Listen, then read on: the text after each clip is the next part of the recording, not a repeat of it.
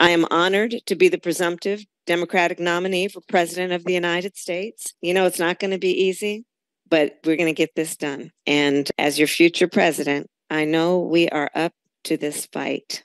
And when we fight, everyone will say in unison, we win. 시청자 여러분 안녕하십니까? 워싱턴 뉴스 투데이입니다. 카말라 해리스 부통령을 새 민주당 대통령 후보로 지명하는 대관식이 대의원들의 롤콜 투표로 개막됐습니다. 해리스 후보는 민주당 약속 대의원 3,952명으로부터 거의 지지를 받고 있어 매직 넘버인 1,976명을 손쉽게 넘어설 것으로 확실시되고 있습니다. 해리스 후보는 오는 5일 이전에 민주당 대통령 후보로 지명되고 부통령 후보도 발표할 것으로 보여 미국 최초의 흑인 아시아계 여성 대통령 후보라는 새 역사 쓰기에 본격 나서고 있습니다. 한면택 기자가 보도합니다. 카말라 해리스 민주당 대통령 후보가 미 역사상 최초의 흑인 아시아계 여성 대통령 후보로 등극하고 47대 대통령까지 되는 새 역사 쓰기를 위해 출정하고 있습니다. 카말라 해리스 후보는 8월 1일부터 시작돼 5일까지 실시되는 민주당 대의원들의 온라인 화상 롤콜 투표를 통해 새 민주당 대통령 후보로 공식 지명됩니다. Vice President Harris received nominations from 99% of the delegates. Almost every single delegate nominated her tells you how excited people are about her candidacy heading into the convention this. 민주당의 약속 대의원 3,952명 중에 과반인 1,976명에 도달하면 되는데 다른 도전자들이 없어 거의 전부 지지를 서명하고 있기 때문에 해리스 후보는 5일 이전에 민주당 대통령 후보 지명을 확정하게 됩니다. 해리스 후보는 새 민주당 대통령 후보로 공식 지명된 후에 5일까지 자신의 러닝메이트, 즉 부통령 후보를 최종 낙점해 발표할 것으로 예고하고 있습니다. 표 모기를 고려할 민주당 부통령 후보라는 경합지 중에 최대 표밭인 펜실베니아의 조시 샤피로 주지사와 접경지이자 서부 경합지인 애리조나 대표인 마크 켈리 연방상원의원 등이 유력하게 거명되고 있습니다. 해리스 후보와 새 러닝메이트는 6일부터 필라델피아를 시작으로 격전지들을 함께 돌면서 본격적인 선거전에 돌입합니다. 카말라 해리스 민주당 대통령 후보는 도널드 트럼프 공화당 대통령 후보가 자신의 흑인 정체성까지 의문을 제기하며 공격한 데 대해 트럼프는 분열적인 구태쇼를 계속하고 있다며 미국민들은 거짓과 적대, 분노와 분열을 말하기보다는 다양성을 이해하는 더 나은 지도자를 선택할 자격이 있다고 반격하고 있습니다. And it was the same old show. The divisiveness and the disrespect. And let me just say, the American people deserve better. 이 앞서 트럼프 공화당 대통령 후보는 흑인 저널리스트로부터 초대받은 자리에서 첫 질문부터 격앙된 반응을 보이며 카말라는 흑인으로 주장한 지 몇 년 안 된 것 같다며 나는 그녀가 그때까지 흑인인지 잘 몰랐었다고 그녀의 정체성까지 의심하며 공격했습니다. She was always of Indian heritage and she was only promoting Indian heritage. I didn't know she was black.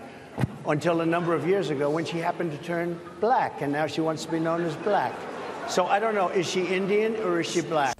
오바마의 미국 시민권의 의혹을 제기했던 트럼프 전 대통령이 해리스 후보의 흑인 정체성까지 의문을 제기했다가 오히려 역풍을 맞고 있다고 미 언론들은 지적했습니다. 카말라 해리스 민주당 대통령 후보는 19일부터 22일까지 열리는 시카고 민주당 전당대회 마지막 날인 22일 대통령 후보 지명을 수락하고 수락여서를 통해 직권 청사진을 제시하게 됩니다. 조 바이든 대통령의 전격 포기로 갑자기 바톤을 넘겨받은 카말라 해리스 민주당 대통령 후보가 백악관 문턱까지 갔다는 도널드 트럼프 공화당 대통령 후보와의 90일 진검 승부로 미국 사상 최초의 흑인 아시아계 여성 대통령에 오르는 새 역사 쓰기에 성공할지 주목되고 있습니다. WKTV 뉴스 한면택입니다. 격변의 사건이 벌어졌던 7월 한 달 동안 백악관행 레이스에선 선거자금 쓰나미가 덮쳐 카말라 해리스 민주당 후보는 3억 1천만 달러, 트럼프 공화당 후보는 1억 3,900만 달러나 모은 것으로 나타났습니다. 7월에 해리스 후보가 2배 이상 더 모금했지만 현재 수중에 갖고 있는 현금은 해리스 3억 7,700만 달러, 트럼프 3억 2,700만 달러로 비슷해 앞으로 선거자금 모금 경쟁도 더 뜨거워질 것으로 보입니다. 2024 백악관행 레이스에서는 7월에 선거 판도를 180도 바꾸는 격변의 사건들이 공화민주 양당에서 벌어졌습니다. 7월 13일에는 도널드 트럼프 공화당 대통령 후보가 펜실베니아 유세도 중 총격을 받는 암살 시도에서 극적으로 생還해 백악관 문턱까지 갔다는 소리를 들었습니다. 그러나 7월 21일 사퇴 압박을 받아온 조 바이든 대통령이 결국 재선 도전 포기를 선언하고 카말라 해리스 부통령을 지지하고 나서면서 민주당은 물론 대선 판도가 뒤집히는 여론조사들이 나오고 있습니다. 카말라 해리스 후보는 즉각 민주당을 결집시키고 선거 자금도 끌어모아 단 일주일 내지 열흘 만에 대선 판도를 바꾸고 있습니다. 해리스 후보는 7월 21일부터 새로운 민주당 대통령 후보로서 대선전에 돌입했는데 10여일 동안 3억 1천만 달러나 모금했다고 밝혔습니다. 해리스 후보 측은 7월 모금 중에서 3분의 2는 일반 대중으로부터 모금된 것이고 전체에서 94%는 200달러 이하라고 밝혔습니다. 큰손에 의존하기보다는 일반 대중들이 십시일반으로 기부하고 있어 지지 열기가 확산되고 있음을 부각시키고 있습니다. 이에 앞서 트럼프 공화당 대통령 후보는 7월에 1억 3,900만 달러를 모금한 것으로 밝혔습니다. 트럼프 후보의 7월 모금도 기록적이지만 해리스 후보에 비해선 절반에 그친 것입니다. 트럼프 후보는 암살 시도에서 살아남은 후 선거 자금이 쇄도해 열세에서 우세로 역전시켰으나 해리스 후보의 등장으로 선거 자금에서 다시 역전당했습니다. 해리스 3억 1천만 달러, 트럼프 1억 3,900만 달러나 모금한 7월의 선거자금 모금 기록은 미 역사상 최고의 모금으로 기록되고 있어 선거자금 쓰나미가 덮친 것으로 불리고 있습니다. 7월 선거자금 모금 실적에선 2대1의 비율로 격차가 벌어졌으나 현재 수중에 갖고 있는 현금은 해리스 후보가 3억 7,700만 달러인 데 비해 트럼프 후보는 3억 2,700만 달러로 차이가 좁혀지고 있습니다. 두 후보 모두 앞으로도 선거자금 모금에도 치열한 경쟁을 벌이면서 역대급 선거자금으로 5곳 내지 7곳의 경합지들을 중심으로 캠페인 광고전과 유세전, 가가호호 방문하는 지상전으로 진검승부를 펼치게 됩니다. 민주당의 카말라 해리스 후보와 공화당의 도널드 트럼프 후보가 동시에 경합지들에서 수천만 달러짜리 선거 광고전에 돌입했습니다. 특히 해리스 후보를 지지하는 유명 연예인들까지 가세한 해리스 밈이 SNS에서 수천만 명씩 보는 무서운 확산세를 보이고 있어 미디어 선거전에서 압도하고 있는 것으로 평가받고 있습니다. 한면태 기자가 보도합니다. 백악관행 레이스는 수십억 달러씩 선거 자금을 모아 수천만 달러짜리 캠페인 광고를 내보내는 공중전과 유세나 가가호호 방문하는 지상전을 병행하는 돈선거, 돈잔치로 펼쳐지고 있습니다. 선거일을 100일도 채 남겨두지 않고 바톤을 넘겨받은 지 열흘도 채 되지 않은 민주당의 카말라 해리스 후보와 맞상대가 바뀌어 새 전략을 펴기 시작한 공화당의 도널드 트럼프 후보가 수천만 달러짜리 선거 광고전에 돌입했습니다. 해리스 후보는 검사 출신 두려움없는 용감한 여전사라는 이미지를 부각시키면서 나라를 후퇴시킬 트럼프 후보에 맞서 싸워 반드시 승리하고 미국을 진전시킬 것이라고 강조하고 있습니다. But Donald Trump wants to take our country backward. To give tax breaks to billionaires and big corporations and end the Affordable Care Act. But we are not going back. I'm Kamala Harris and I approve this message. 해리스 후보는 시카고 민주당 전당대회가 열리는 19일 이전에 2주 동안 5천만 달러나 투입해 경합지들에서 선거 광고를 집중 내보내기 시작했습니다. 이에 맞서 트럼프 후보는 해리스 후보가 힙합 축제에서 춤추는 모습을 담고 그녀는 보더시즈로 일하는 동안 불법 입국자들이 1,000만 명이나 몰려들었고 펜터닐을 막지 못해 25만 명이나 숨졌다는 내용 등으로 카말라는 실패했고 허약하며 위험한 진보파라고 맹공을 퍼붓고 있습니다. Under Harris, over 10 million illegally here. 250,000 Americans dead from fentanyl. You haven't been to the border. And I haven't been to Europe. I mean, I don't understand the point that you're making. Kamala Harris failed, weak, dangerously liberal. 트럼프 측은 펜실베니아 270만 달러, 조지아와 미시간에 각 230만 달러, 애리조나 190만 달러, 네바다 180만 달러, 위스콘신에 130만 달러 등 모두 1200만여 달러를 투입해 경합지 5군데에서 집중 선거 광고전에 들어갔습니다. 하지만 양측의 공식적인 선거 광고전과는 상관없이 해리스 후보를 지지하는 해리스 밈들이 틱톡과 인스타그램, 유튜브, X 등 SNS를 타고 급속도로 번지면서 유명 연예인들의 해리스 지지 밈은 수천만 명씩 보고 있어 SNS 전쟁에서는 해리스 후보가 압도하고 있습니다. 해리스 후보의 선거 광고의 배경음악으로 쓰고 있는 프리덤 곡에 대해 비욘세가 무제한 사용을 허용하는 것으로 지지를 표시하자 8년 전 음악이 되살아나며 널리 퍼지고 있습니다. 영국 출신 유명한 싱어송라이터인 찰리 XCX는 그녀의 앨범인 브레트를 인용해 해리스 후보를 브레트걸, 용맹묵상한 말갈량의 소녀로 부르자 경계를 허물고 유리천장을 깰 대통령감임을 상징하는 해리스 밈이 빠르게 퍼지고 있습니다.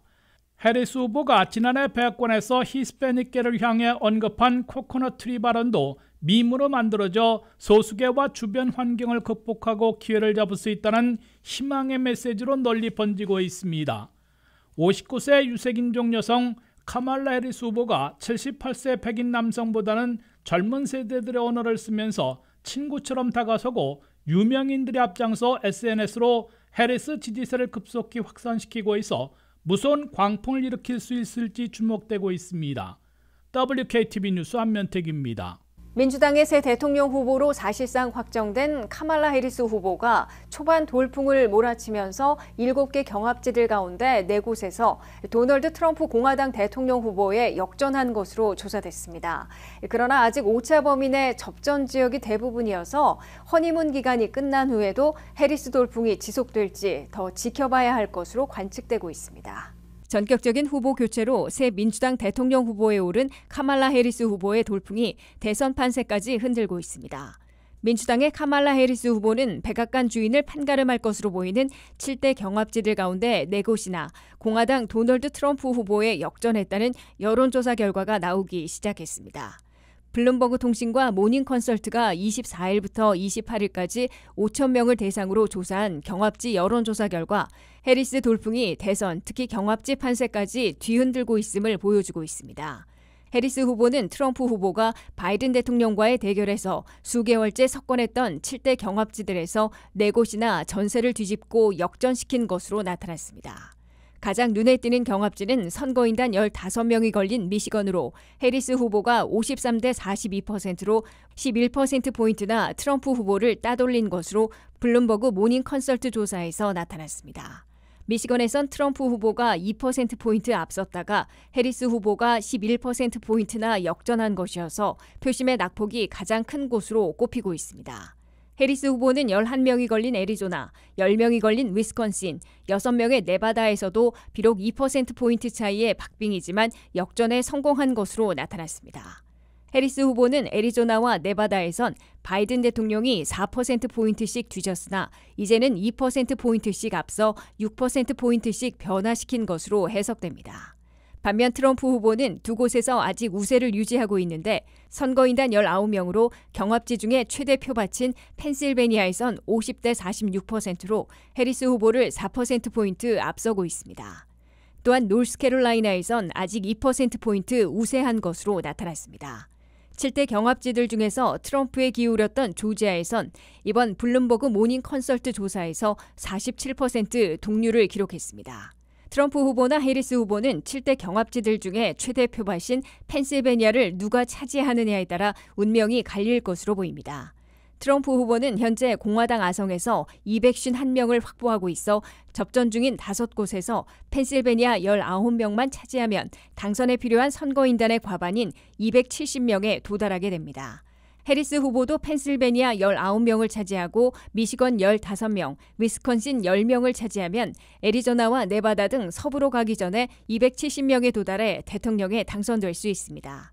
그러나 해리스 후보가 펜실베니아를 놓칠 경우 미시건과 위스콘신 등 블루월은 물론 동남부의 조지아, 서부의 애리조나와 네바다를 모두 이겨야 하는 험로를 걷게 될 것으로 나타났습니다.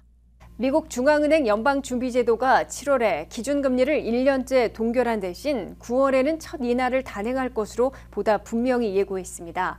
연준은 9월 18일에 4년 반 만에 처음으로 0.25%포인트 금리를 내리기 시작할 것으로 시사하고 올해 안에 인하 횟수를 다시 두세 번으로 늘릴 것인지는 향후 고용과 물가 지표를 보고 판단하겠다는 신중한 입장을 취했습니다. 한면태 기자가 보도합니다. 미국이 마침내 9월부터 4년 반 만에 처음으로 기준금리를 인하하는 카운트다운에 돌입하고 있습니다. 연방준비제도는 이틀 동안의 FOMC 공개시장위원회 7월 정례 회의를 마치면서 기준금리를 1년째 동결한 대신에 9월부터는 인하하기 시작할 것으로 보다 분명하게 시사했습니다.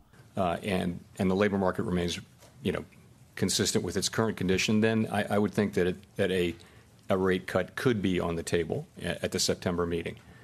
연준은 성명에서 인플레이션 완화에서 최근 몇 달 동안 추가 진전이 있어 고용과 물가에서 보다 나은 균형을 잡고 있는 것으로 판단하고 있다고 진단했습니다.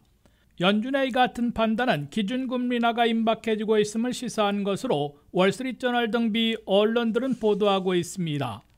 연준은 다음번 회의인 9월 18일에 기준금리를 0.25포인트 내려 5 내지 5.25%로 낮추게 될 것으로 예상되고 있습니다.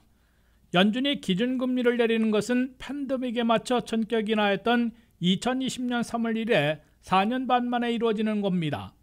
연준은 팬데믹을 거치면서 소비자 물가가 2022년 6월 9.1%로 41년 만에 최고치로 급등하자 3달 앞선 2022년 3월부터 물가 잡기를 위한 연속금리 인상에 나서 2023년 7월까지 11번에 걸쳐 0%에서 현재 5.25 내지 5.50%까지 올려 고금리 시대를 1년째 유지해오고 있습니다. 연준이 9월 18일에 첫 금리 인하를 시작하면 올 한해 단 한 번 인하가 예전으로 되돌아가 두세 번 인하로 늘어날 것으로 다수의 경제 분석가들과 투자자들은 내다보고 있습니다. 그러나 올 한해 금리 인하 횟수를 한 번에서 다시 두세 번으로 늘릴지에 대해 연준은 앞으로 나올 고용과 물가 지표를 보고 판단하겠다는 신중한 입장을 제시했습니다.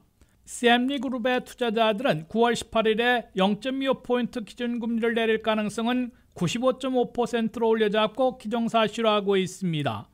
이에 비해 11월 7일 두 번째로 인하할 가능성은 59.4%로 약간 줄어들었고 첫 인하 후 유지될 가능성은 37.9%로 약간 늘어났습니다. 올해 마지막 회의인 12월 18일에는 4.50 내지 4.75%로 더 인하할 가능성은 54.3%로 약간 우수한 데 비해 4.75 내지 5%에서 유지될 가능성도 40%로 팽팽한 것으로 나타났습니다.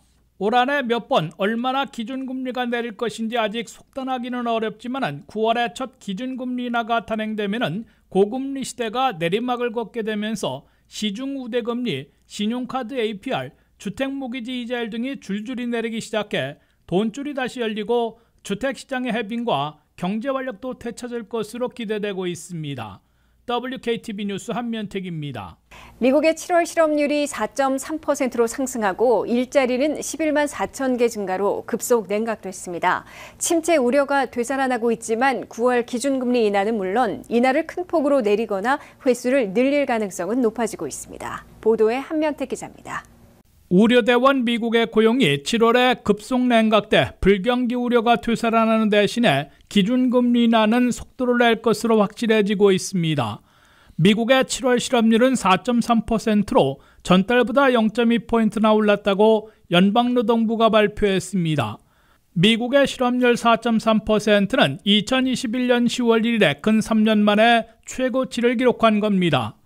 1년 전 실업률은 3.5%였는데 매달 상승하기 시작해 올 5월에 4%에 도달하더니 6월에 4.1%, 7월에 4.3%로 매달 악화됐습니다. 더욱이 더 중시되는 일자리 증가는 7월에 11만 4천 개에 그친 것으로 연방노동부는 밝혔습니다. 이는 수정된 6월에 17만 9천 개보다 더 둔화된 것이자 경제 분석가들의 예측치 18만 5천 개에도 훨씬 밑돈 겁니다.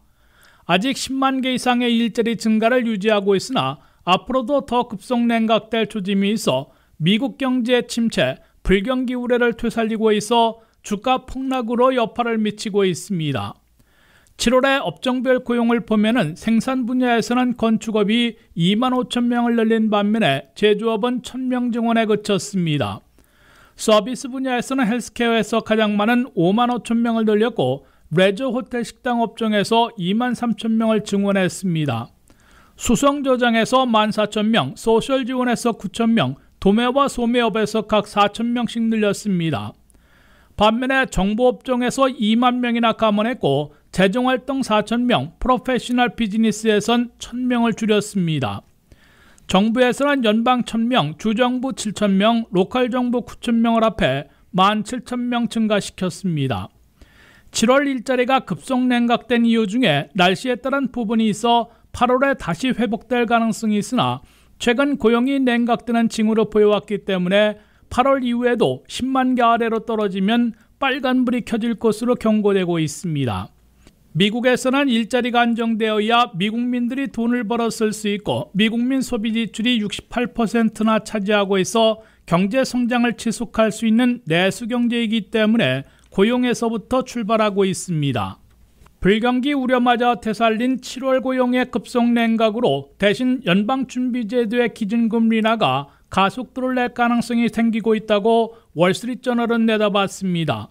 그럴 경우 연준이 예고한 대로 9월 18일부터 기준금리 인하를 시작하되 한 번에 0.25가 아니라 0.5포인트 이상 큰 폭으로 내리거나 아니면 0.25포인트씩 9월과 11월, 12월 등 3연속 인하할 가능성이 있는 것으로 새로 예측되고 있습니다. WKTV 뉴스 한면택입니다. 올여름 코로나19 변이 바이러스가 확산하고 있는데요. 주로 오미크론의 하위 변종인 KP3와 KP1.1 등 K-하위 변이가 유행을 주도하고 있습니다. 오미크론 하위 변종인 만큼 증상도 기존 오미크론 계통과 유사하다고 합니다. 중증도는 높지 않지만 확산세가 증가해 미 질병통제예방센터는 이에 대한 코비드 지침을 발표했습니다. 안혜린 기자가 보도합니다. 코비드는 여전히 우리 사이에 확산되고 있고 몸이 아플 때 취해야 할 조치에 대한 기본 조언은 변하지 않았지만 아플 경우와 새로운 백신에 대한 CDC에서 지시하는 사항은 다음과 같습니다. CDC의 새로운 지침은 코로나19 검사 결과보다는 증상이 있거나 몸이 아픈 동안 무엇을 해야 하는지에 초점을 맞추고 있습니다. 그러나 치료 방법은 바이러스에 따라 달라지므로 코로나19, 독감 또는 RSV로 인한 합병증을 포함하여 호흡기 바이러스에 걸릴 위험이 더 높은 경우 검사를 받고 진료를 받는 것이 좋습니다. 50대 이상의 성인이거나 심장질환, 고혈압, 천식, 당뇨병 등의 만성질환이 있는 경우 항바이러스제를 복용할 자격 요건이 됩니다. 이는 질병의 중증도를 낮추고 입원 위험을 줄입니다. 테스트와 치료, 약물이 효과를 발휘하려면 증상이 발생한 후 며칠 이내에 항바이러스제를 복용하는 것이 중요합니다. CDC는 코비드에 걸렸거나 의심될 때 호흡기 바이러스의 확산을 예방하기 위한 일반 지침을 따르라고 권고했습니다. 검사 결과 여부와 상관없이 몸이 아플 땐 집에 머무르고 다른 사람들과 떨어져 있어야 합니다. 증상이 전반적으로 호전되기 시작한 지 24시간이 지났고 열이 난 지 24시간이 지났다면 정상적인 활동으로 돌아갈 수 있다고 CDC는 밝혔습니다. 그런 다음 증상이 개선된 후 5일 동안 추가 예방 조치로 마스크를 착용하거나 코비드 또는 기타 호흡기 바이러스로 인해 중병에 걸릴 위험이 더 높은 사람 근처에 있지 않아야 합니다.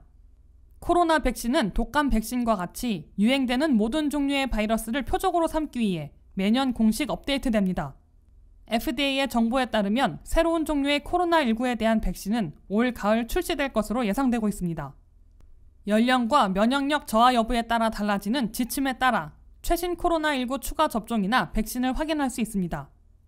코로나19 백신 비용은 더 이상 연방정부에서 부담하지 않습니다. 브릿지 액세스 프로그램은 건강보험이 없는 사람들에게 무료로 코로나19 백신을 제공하지만 이 프로그램은 2024년 8월에 종료될 예정입니다. WKTV 뉴스 안혜린입니다. 피부암 중에 가장 위험성이 높다고 알려진 흑색종 발병이 계속해서 늘고 있습니다. 흑색종은 피부암의 약 1%를 차지할 정도로 흔하지는 않지만 최근 미국 암협회가 올해 10만 건이 넘는 흑색종이 진단될 것이란 추정을 내놓을 정도로 발병 사례가 급증하고 있다고 합니다. 자세한 내용 김미연 기자가 보도합니다. 흑색종은 멜라닌 세포가 통제불능적으로 성장하기 시작할 때 발생하는 일종의 피부암입니다. 흑색종은 다른 유형의 피부암보다 훨씬 덜 흔합니다. 하지만 일찍 발견하여 치료하지 않으면 신체의 다른 부위로 퍼질 가능성이 크기 때문에 더 위험합니다. 흑색종은 피부의 어느 곳에서나 시작될 수 있지만 피부색이 밝은 사람의 경우, 남성의 경우 몸통에서, 여성의 경우 다리에서 시작될 가능성이 더 높습니다. 목과 얼굴이 가장 흔한 부위지만 눈, 코, 입, 목 또는 항문 내부에 생길 수도 있습니다. 또한 피부색이 어두운 사람들은 이런 흔한 부위에 흑색종이 생길 위험이 낮습니다.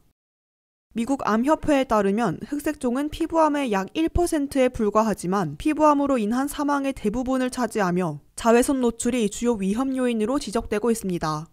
또한 2024년에 약 10만여 건의 새로운 흑색종 사례가 진단될 것으로 추정된다고 밝혔습니다. 피부암은 미국에서 가장 흔하게 진단되는 암으로 악시오스의 티나 리드에 따르면 2015년부터 2019년까지 매년 신규 발병률이 2%에서 3% 증가했습니다. 일리노이주 공중보건부에 따르면 흑색종은 이 주에서 암 사망 원인 중 19위를 차지했습니다. 노스웨스턴의 흑색종 전문가인 제니퍼 최는 흑색종에 대한 인식이 높아져 검진이 늘었고 그래서 더 많은 병을 발견하고 있다고 말했습니다. 보통 흑색종을 진단하는 경우 대부분 60세 이상의 백인 남성이지만 최근 햇빛 노출로 인해 기저세포 피부암이 생긴 16세의 어린 환자도 진료했다고 덧붙였습니다. 흑색종을 방지하기 위해서는 일정 시간마다 자외선 차단제를 바르고 챙이 넓은 모자, 자외선 차단 의류, 선글라스를 착용해야 합니다. 또한 새로운 피부 증상이 나타나면 주치의와 상담해야 합니다. 엘라베마 버밍엄 대학 피부과 부교수인 로렌 콜 박사는 자외선 차단제가 피부 보호의 첫 번째 단계라고 말하며 모든 개인이 피부과 의사의 정기검진을 받을 것을 권장했습니다. 또한 67세가 되면 4명 중 1명이 피부암에 걸릴 것이라며 20대와 30대라도 상당한 햇빛 노출이 있었다면 검사를 받아야 한다고 전했습니다. WKTV 뉴스 김미현입니다. 미국에서는 앞으로 항공사들이 부모와 13세 이하 자녀들에게는 추가 비용을 부과하지 않고 옆좌석에 배치하도록 의무화됩니다. 연방교통부는 항공기 탑승객들 중에 가족 여행객들에 대해선 추가 비용 부과를 금지하고 예약 48시간 안에 옆좌석에 배치하든지 아니면 다른 항공편을 안내하든지 전액 환불토록 하는 새 규정을 발표했습니다. 류령아 기자의 보도입니다. 항공기 탑승객들 중에 가족 여행객들도 옆좌석에 앉히는데 추가 비용을 받아온 항공사들에 관행해 쐐기를 박으려는 바이든 행정부의 새 규정이 나왔습니다. 연방교통부는 1일 항공사들이 현재 가족 단위 탑승객들에 대해서도 옆좌석을 원할 경우 보통 1인당 $25의 추가 비용을 부과하고 있는 관행을 이른바 정크 수수료로 분류하고 이를 금지시키려는 조치를 취하고 나섰습니다. 연방교통부의 새 규정은 항공사들이 부모들과 13세 이하 자녀들에 대해선 추가의 수수료 없이 무료로 옆좌석에 배치하도록 의무화하고 있습니다. 이 규정이 시행되면 항공사들은 예약한 지 48시간 안에 부모와 13세 이하 동반 자녀들에 대해선 무료로 옆좌석에 배치해야 합니다. 옆좌석 배치가 어려울 경우 항공사들은 가족 단위 승객들에게 다른 항공편을 안내하거나 기다릴 수 있는지를 묻고 이용 가능한 좌석이 없을 경우 전액 환불해주도록 의무화하고 있습니다. 연방교통부는 새 규정이 시행되면 4인 가족이 항공 여행을 할 경우 무료로 옆좌석에 앉을 수 있게 돼 1인당 $25씩, 왕복으로 $200를 절약할 수 있게 된다고 밝혔습니다.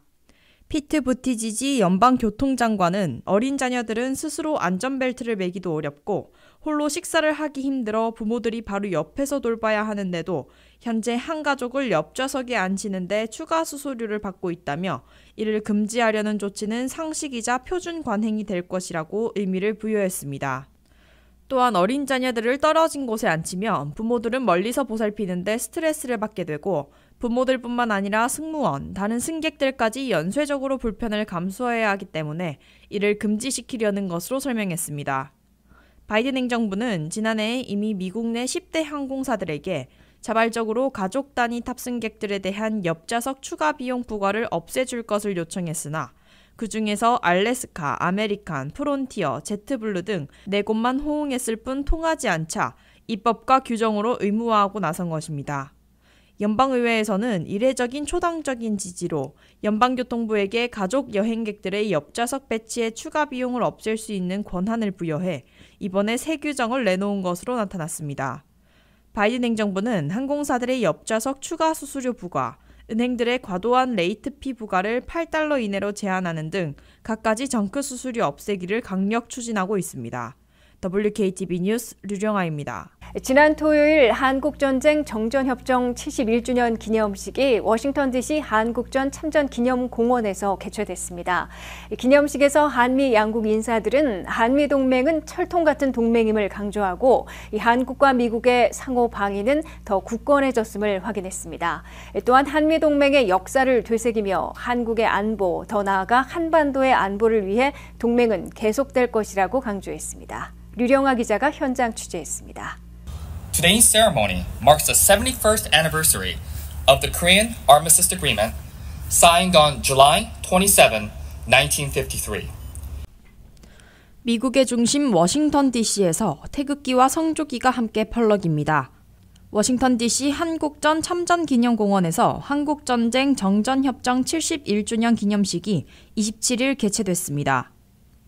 기념식 시작 전 시민들은 기념비와 동상들에 관심을 갖고 사진을 찍으며 구경했으며 지나가던 시민들은 울려 퍼지던 애국가와 더 스타 스팽글드 배너 노래에 발걸음을 멈춰 참전 용사들과 희생자들을 함께 추모했습니다. 기념식을 주관한 한국전 참전기념재단 KWVMF 이사장 존 틸러리 전 주한미군 사령관은 자유는 공짜가 아니라며 지금의 자유는 참전용사들이 대가를 지불한 것이라고 강조했으며 기념비는 철통 같은 동맹을 상징한다고 설명했습니다. I think it's the most beautiful memorial on them all, to be quite frank with you, which is representative of our ironclad alliance. We see the names of 36,634 Americans who in 3 years gave the full measure of the ultimate sacrifice. This memorial reinforces that freedom is not free, which you read on that wall, and every day we look around this world and we see despots trying to attack and take over free people.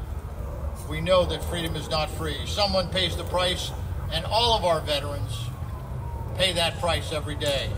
조현동 주미 한국 대사는 기념식에 참석해 71년 전 안보 파트너십으로 시작된 한미동맹의 성장을 강조하면서 7월 초 나토 정상회담 중에 윤석열 대통령과 조 바이든 대통령은 북한의 핵 억제에 대한 새로운 한미 가이드라인을 승인해 한미동맹이 핵 기반 동맹으로 업그레이드 됐다고 덧붙였습니다. Without Korea-US alliance, we would not have the peace and prosperity we rely on today. Our amazing progress would have been unsinkable. Our bilateral cooperation remains the linchpin of the peace and stability in the Northeast Asia and beyond. Yet, although it began as a security partnership, the alliance has evolved and grown over time to become a comprehensive global strategic partnership. Seoul and Washington will always work together, not just for our common interest, but for our shared belief and values, including freedom, democracy, human right, and the rule of law. 특히 이번 행사에는 민주평통 워싱턴 협의회가 주관한 청소년 평화통일 역사탐방단, 북한 청년 지도자 회의, 탈북 청소년들 등이 참여해 참전 용사들의 숭고한 힘이 차세대들에게 계승할 수 있음을 보여주며 한미동맹의 세력을 재확인하는 기회가 됐습니다. WKTV 뉴스 류령아입니다.